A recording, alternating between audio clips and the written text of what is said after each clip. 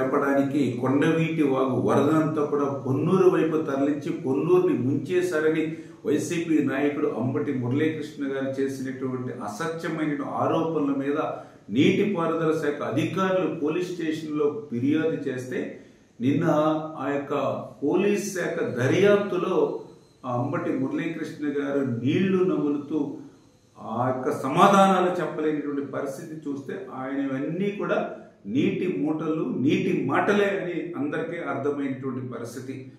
కొండవీటి వాగుకు సంబంధించినటువంటి వరద నీటిని కేడబ్ల్యూ కాలువలోకి వదలడం మీరు చూసారా అంటే సమాధానం లేనటువంటి పరిస్థితి. గుంటూరు ఛానల్ హెడ్ రెగ్యులేటర్ తెరిచి ఉందా మూసి ఉందా అంటే దానికి సమాధానం లేనటువంటి పరిస్థితి. కొండవీటి వాగుకు సంబంధించినటువంటి వరద నీరుని కాలువల్లోకి వదలడం మీరు చూసారా, చూస్తే ఇరిగేషన్ అధికారులకు తెలియజేశారా అంటే దానికి సమాధానం లేనటువంటి పరిస్థితి.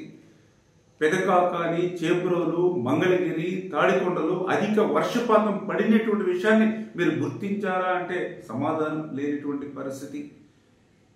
చేబ్రోల్లో 299 మిల్లీమీటర్లు, పెదకాకానిలో 260 మిల్లీమీటర్ల వర్షపాతం నమోదైన విషయాన్ని మీరు తెలుసుకున్నారంటే దానికి సమాధానం లేనటువంటి పరిస్థితి.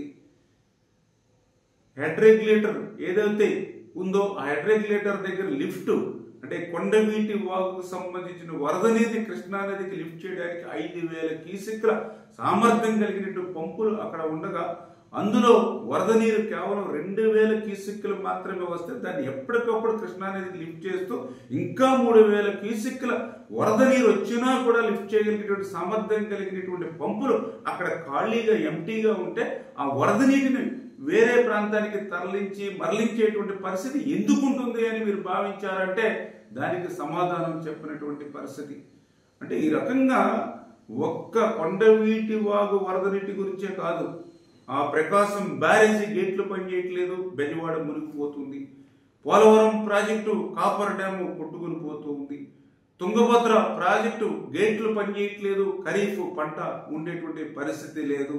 Kondaveeti Vagu head regulator leak అయిపోయి అమరావతి వైపు నీరొచ్చి మునిగిపోతుంది. ఇట్లా ప్రతిరోజు కూడా ఈ వైసీపీ నాయకులు తమ సోషల్ మీడియా ద్వారా, తమ యొక్క అనుకూల మీడియా ద్వారా నిత్యం ఆరోపణలు, అసత్యాలు, అబద్ధాలు చెప్తూ ప్రజల్లో ఒక భయాందోళన సృష్టిస్తూ ఒక అశాంతిని రేకిస్తున్నటువంటి పరిస్థితిని ప్రజలందరూ కూడా అప్రమత్తంగా గమనించాలని చెప్పి తెలియజేస్తూ, దానికి ఉదాహరణే ఈ అంబటి మురళీకృష్ణ చేసినటువంటి అసత్యమైన ఆరోపణలు ఏవైతే నీటి మూటలు నీటి మాటలను ఏదైతే నిన్న తేలిపోయాయో అంటే ఈ రకంగా వీళ్ళు చేసేటువంటి ఈ అసత్యమైనటువంటి ప్రచారం అంతా కూడా నేతి బీరకాయలో నెయ్యి ఉంటుందని నమ్మడం ఏ రకంగా ఉంటుందో ఈ వైసీపీ నాయకులు మాట్లాడేటువంటి మాటల్లో కూడా వాస్తవం ఉండదు అనే విషయాన్ని కూడా ప్రజలంతా కూడా గమనించాలని చెప్పి మీ ద్వారా తెలియజేస్తూ ఉన్నాను.